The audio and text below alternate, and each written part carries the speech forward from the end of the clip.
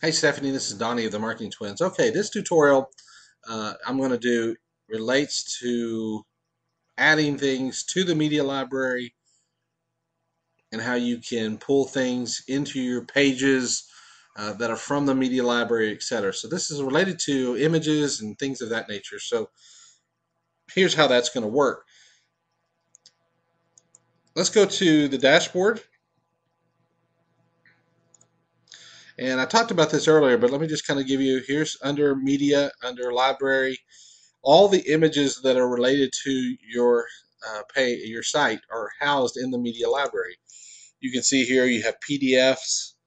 Uh, I would guess that somewhere along the way we have some MP3 files that are listed here. You can actually search for those. I think one of those, I'm going to search for Jeff Brooks because I believe he has an MP3. Sure enough, there's the MP3 file. So you have a listing of all the different images that are housed on your site, all the media, I should say, not just images, but pictures, files, PDF files, and audio files, etc. I haven't found the only successful I found. Uh, I've done Word documents, but I really don't recommend Word documents because not everybody has Word. So if you got a Word document that you want up on the page, your best bet is to convert that into a PDF file. If you don't have the ability to do that, just send it to me. It takes me 2 seconds to convert it over to PDF. I'll send it back to you. It's real easy to do on my end, so it's not a big deal. It doesn't cost you anything. Just send it over and say, "Can you convert this to a PDF?" I'll do it. Just give me enough notice so I don't push you up to the limit there. Let's see. On the uh, I've done Excel spreadsheets, but I've been very specific on there on some clients where I said, uh, if you have Excel and you want to download the Excel file, click here. Otherwise, I've taken an Excel file and converted it to a PDF and made that work. So, you can't. I don't know if a PowerPoint. I've never done a PowerPoint, but again, in most cases, you're not going to really need to do that. There's other ways to get over to PowerPoint that might be a better fit. If you have that issue come up, let's talk about that. Okay, so what this media library does is as you add things, it's always the most recent. And this dog picture, if you're wondering, was it from a tutorial that I just did? And so it's in there. We've got other pictures. These are from the most recent down. So if you were to scroll all the way over, you can see there's 249 images. Some of those images are old and not being used, and that's okay. They can remain on there for the time being. If it becomes a size issue at some point, or your site's running slow, then we'll look at that, but I don't think that will be an issue.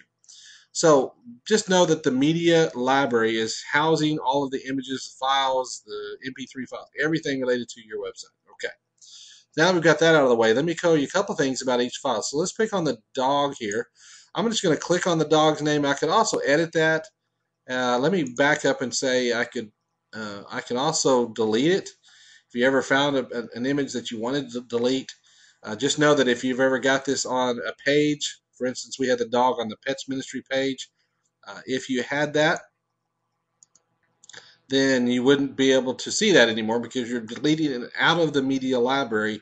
And so when the page that you have it housed on is looking for that, and if it doesn't find it, then it will just it'll not show it, and that's not something you want. So be careful about deleting these unless you're planning on deleting them and replacing it. There's a couple things you can do. You can either edit it or review it, but you can also just click the file. Now, when you click this, what this does is brings up the particular media that you've got. In this case, it's a JPEG, and you can see it's noted there.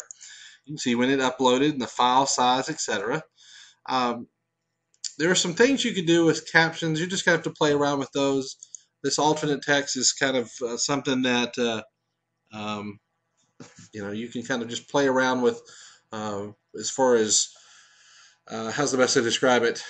Uh, when you hover over a picture, if there's you want text to pop up, but most people don't even realize that's there, so just ignore that part of it. It's probably the best thing to do. You don't need to use a description, and very rarely you're going to have a caption on there because it does change the format of the picture.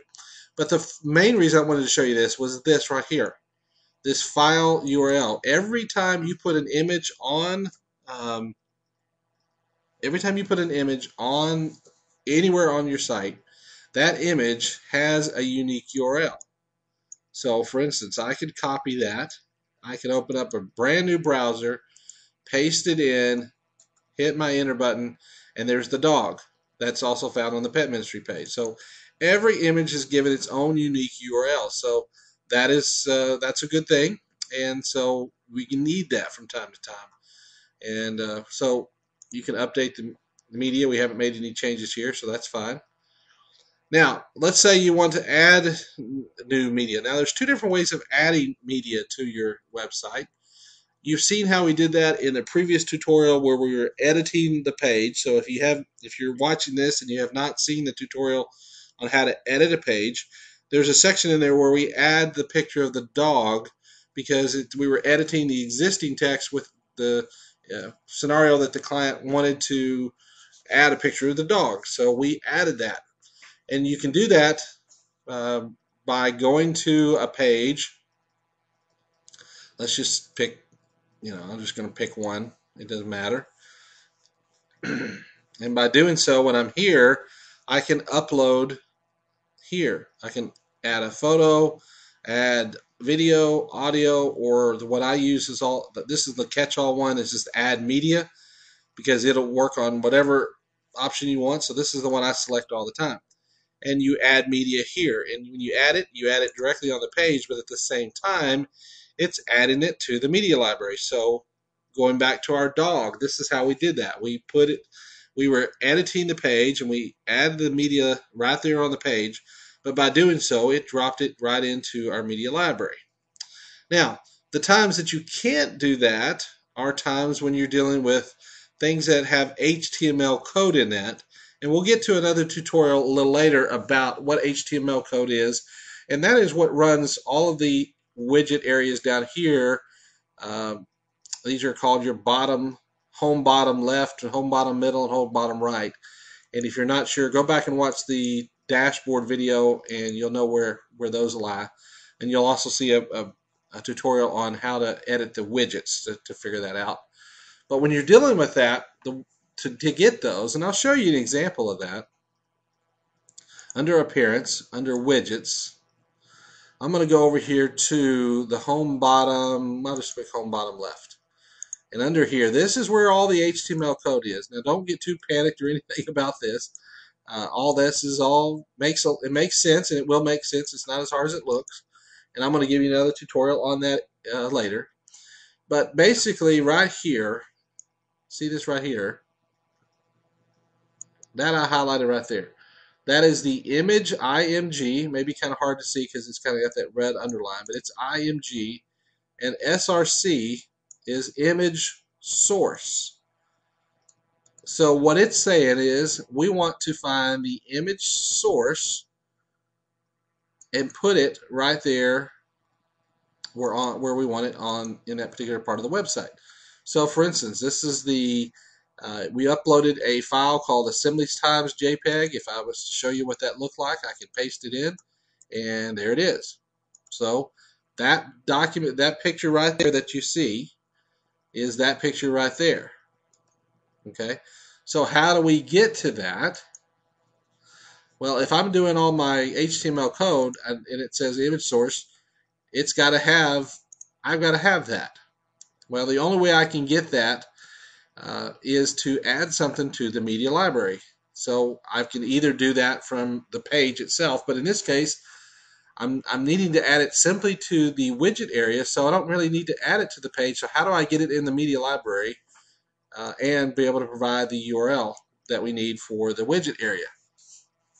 This is what you do. Under Media Library, you will click Add New. So if I hit Add New, select Files.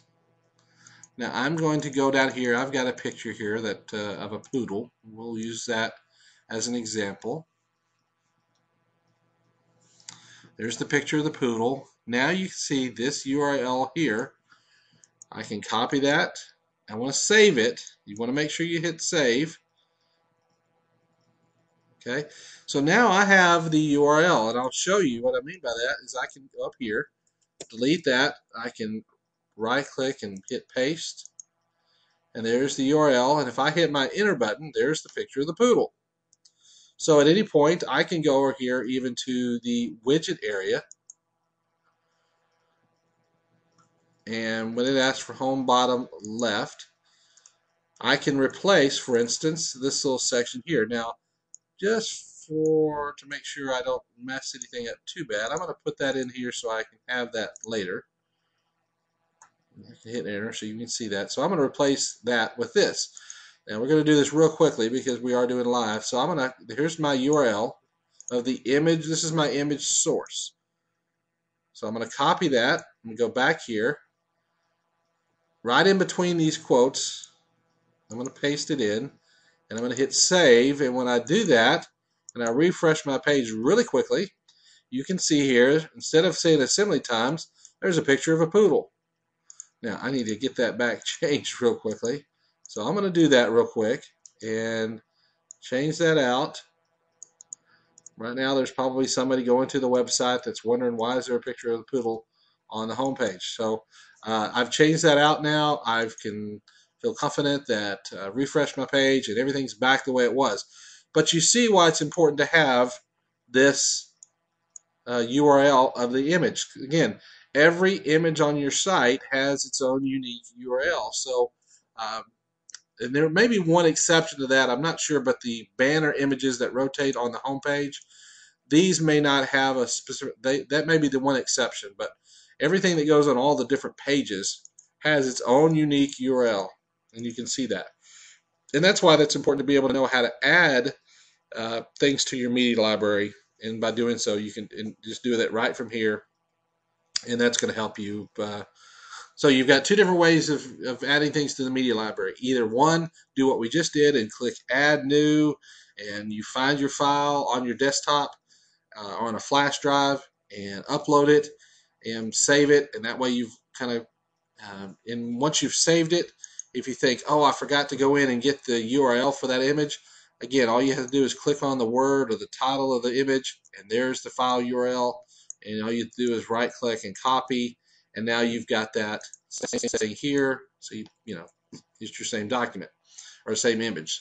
The second way to add things to the media library is to go into the pages that we did here. And that is, if you go to edit a page, and when you're there, you can insert add media in either of these options. Again, this is the one I select as the starburst, sunburst icon there, and that's where you add it directly to the page, which also puts it in the media library. So I think that takes care of what we need from a media library standpoint. If you ever have questions about things related to adding things to the media library, let's talk, and I'll try to help you out with that.